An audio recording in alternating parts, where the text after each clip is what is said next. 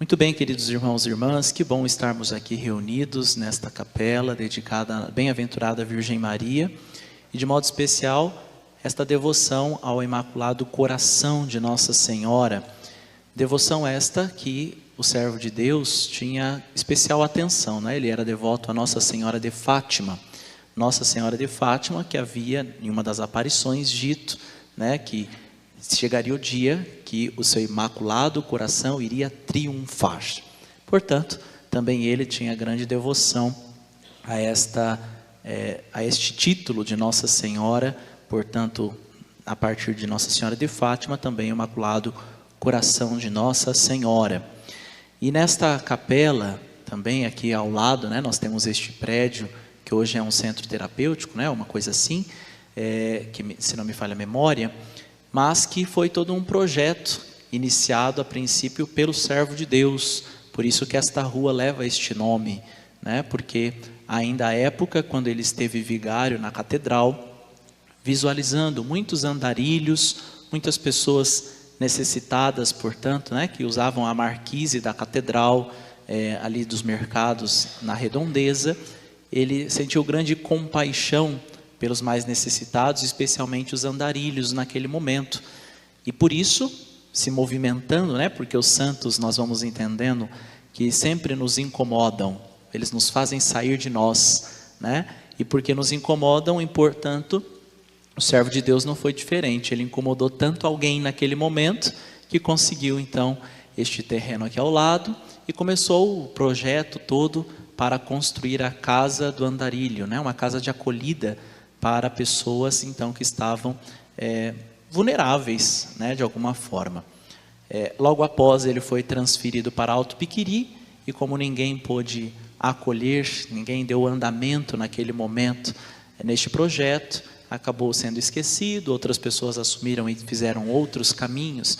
Este projeto ainda está aí como também alguma forma de atividade com alguma pessoa mais vulnerável de qualquer forma ainda hoje, né? Mas sabermos o porquê, qual a razão que esta rua tem o seu nome, leva o seu nome, também é importante, né? Você já pensou onde irá passar a sua eternidade? É uma frase que ecoa, né? E todos os dias 20 a gente leva a repensar mais uma vez. Você já pensou onde passará a sua eternidade? Esta foi a homilia do último domingo daquele momento antes de vir a falecer o servo de Deus, né? Ele morreu na semana da 8ª de Páscoa. Então, na celebração da Páscoa, ele dizia isto, né? Na vigília de Páscoa, ele dizia isso. E a gente não está celebrando a ressurreição de Jesus na Páscoa, não é? E, portanto, ele dizia, olha, tudo aquilo que fazemos, tudo aquilo que agimos, tudo aquilo que pensamos, todas as palavras, tudo aquilo que de alguma forma nós estamos fazendo no nosso dia a dia, precisa estar pautado respondendo esta pergunta. Se eu quero, portanto, passar a eternidade no céu, se eu quero estar no paraíso, se eu quero fazer parte do reino de Deus, eu preciso fazer e ter ações de reino de Deus, ter ações de quem pertence ao reinado de Deus, não é? Isso inclui muitas coisas, a começar, a primeira delas, a vivência dos sacramentos. O servo de Deus, Padre José Carlos, certa vez, aqui ainda na catedral, quando era vigário, né, ele instituiu, digamos assim, a pastoral do esporte. Alguém será que já participou disso? Será que temos alguém daqui? E os homens eram convidados especialmente para o futebol, né? Que legal, todos os domingos, alguma coisa assim, a pastoral do esporte, futebol. Mas só poderia participar os homens que fossem à missa todos os domingos. E aí ele incentivou que muitos homens tomassem a coragem, né, de conseguir ir às celebrações dominicais e depois fazer parte também da pastoral do esporte, onde iam lá, jogavam futebol com os outros amigos, depois fazia lá um churrasquinho de gato, coisa do tipo, não é isso? Era um meio de evangelização que ele encontrou para alcançar tantos homens, já que as mulheres vinham à missa, eram aquelas viúvas de maridos vivos, né? Que vinham às celebrações e os maridos, onde que está? Estão mortos como zumbis, até caminham por aí, mas não vivenciam ainda o sacramento, não vivenciam a vida em abundância, que é a Eucaristia, que é a confissão, que é esta intimidade com nosso Senhor através da nossa oração cotidiana, não é isso? Então, esta falta de vida em abundância faz com que vivamos como zumbis. Como que eu vou alcançar estas pessoas? Ele encontrou através da pastoral do esporte naquele momento, né? Agora, hoje em dia, nós temos o terço dos homens, né? Temos tantas coisas que, de alguma forma, vão alcançando também os corações mais endurecidos, mais dificultosos, que são os dos homens. Mas também, portanto, somos convidados a perceber este amor, este carinho que o servo de Deus tinha para com os mais necessitados, né? E os mais necessitados, aquilo que nos ensina Santa Teresa de Calcutá, talvez a maior pobreza de alguém é a falta de amor, né? Então, esta talvez seja a maior das necessidades que precisamos curar em nossos corações, permitir que o amor, Cristo, possa vir e verdadeiramente nos curar, verdadeiramente nos libertar. Nós cantamos no início da celebração e vamos cantar um pouco mais adiante, né? Esta música que ele ajudou, inclusive, a escrever. Mas me liberta, Senhor, e me prenda no seu amor. Me liberta do consumismo, me liberta dos meus apegos, me liberta das minhas paixões, me liberta dos meus pecados, me liberta de tudo aquilo que causa desunião, me liberta das pompas diabólicas, me liberta daquilo que causa divisão, me liberta das coisas partidárias, que especialmente nestes tempos que estamos, né, de política, que a gente não consegue conversar com outra pessoa, que já causa tanta estranheza, não é isso? Me liberta de tudo isso e me prenda no seu amor. É isso que nós cantamos e que verdadeiramente se torne, portanto, a nossa oração, deve ser o nosso esforço todos os dias. A gente não pode perder de vista isso, gente.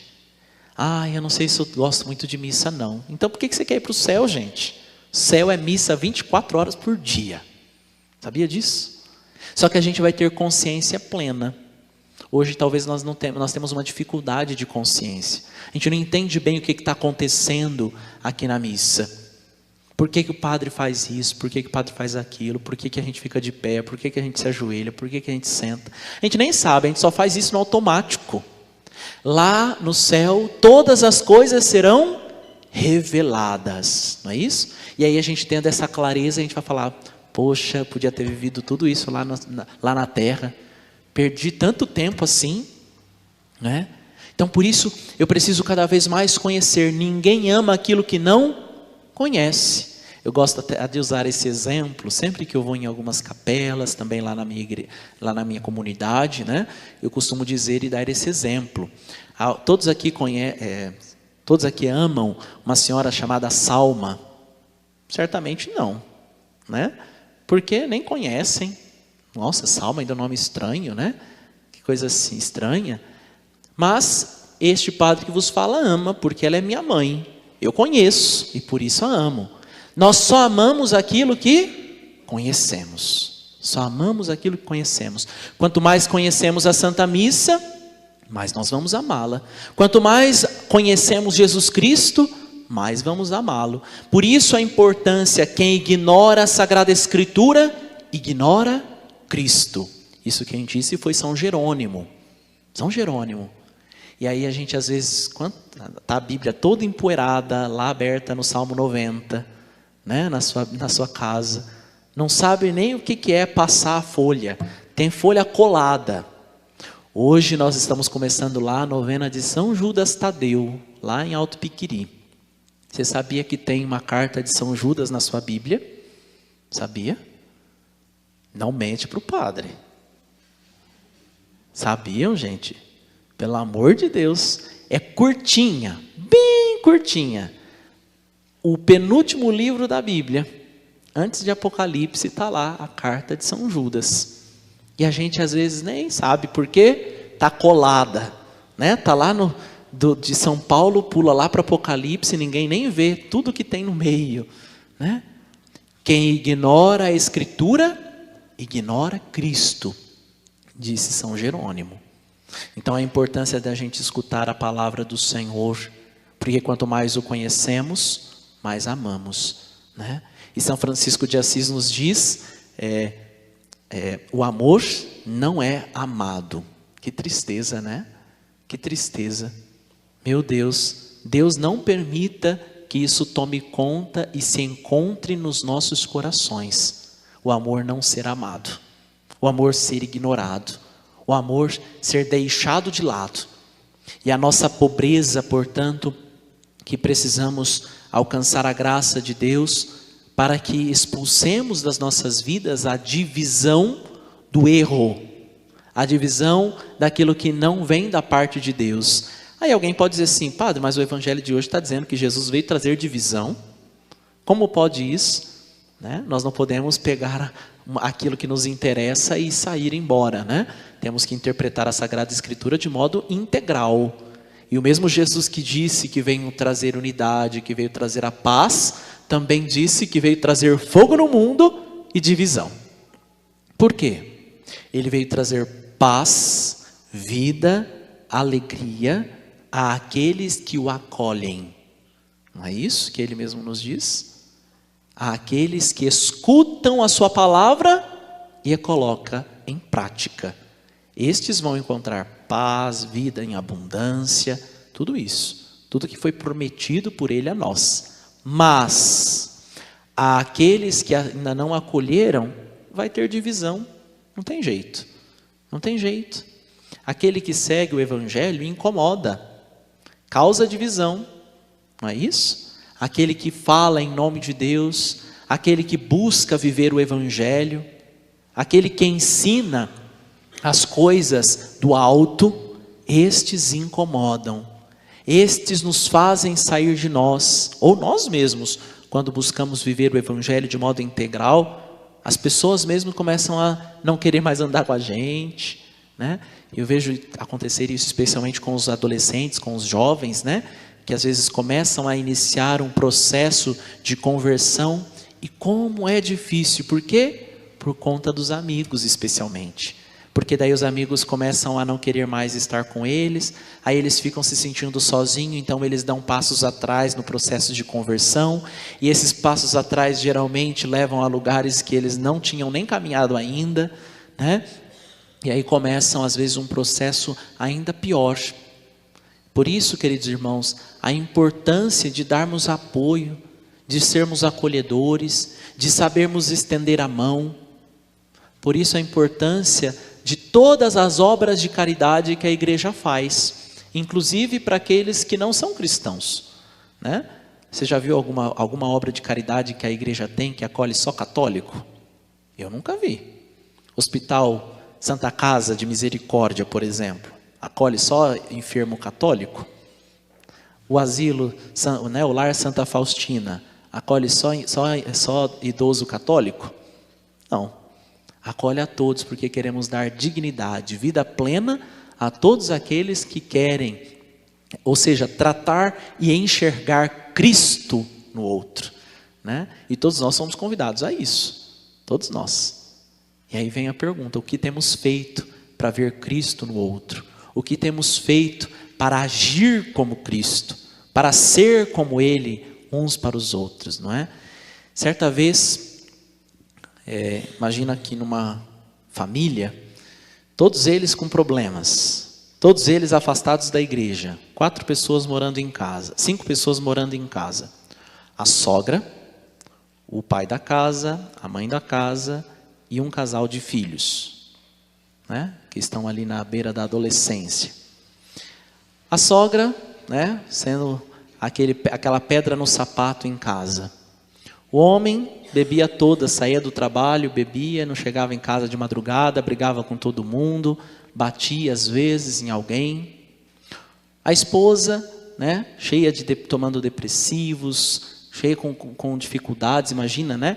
A sogra, a mãe que estava cuidando, mas também o esposo vivendo assim, o filho mexendo com drogas, a filha tendo, né, vidas todas tortuosas e distante, portanto, e ela não sabia mais o que fazer, então precisando de ansiolíticos, coisas para dormir, enfim.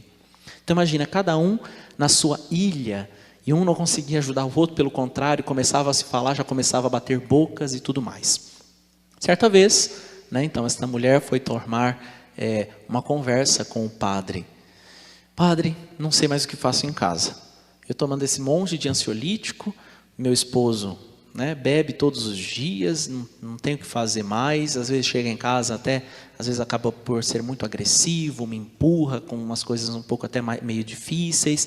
A minha filha, a gente sabe, padre, que sai com um hoje, sai com outro daqui uma semana, às vezes fica com 2 na mesma noite.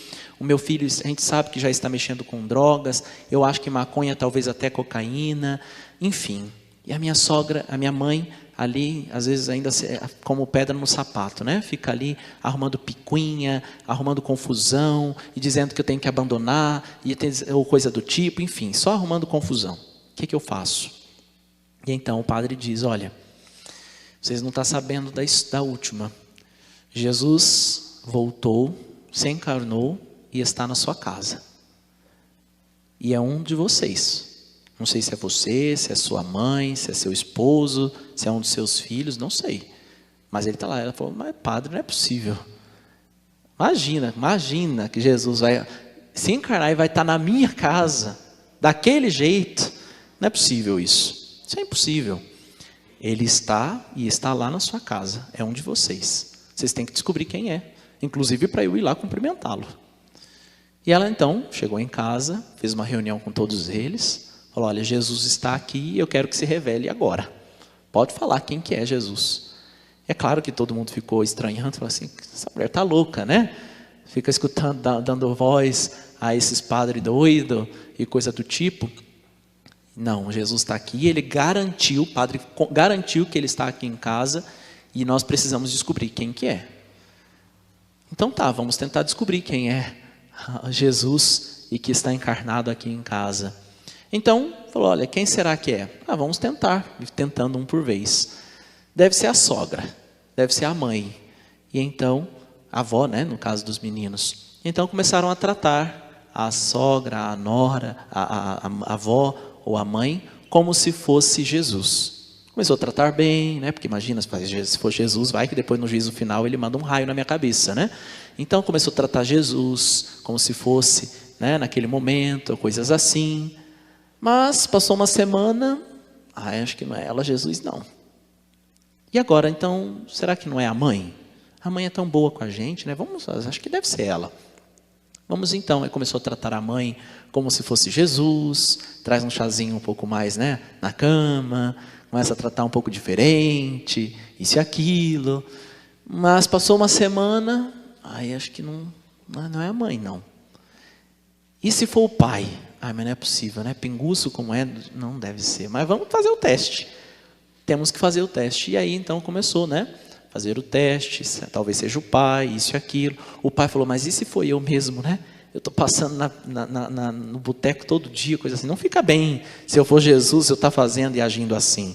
Então começou a chegar um pouco diferente em casa, fazer a barba, tomar um pouco mais conta de casa.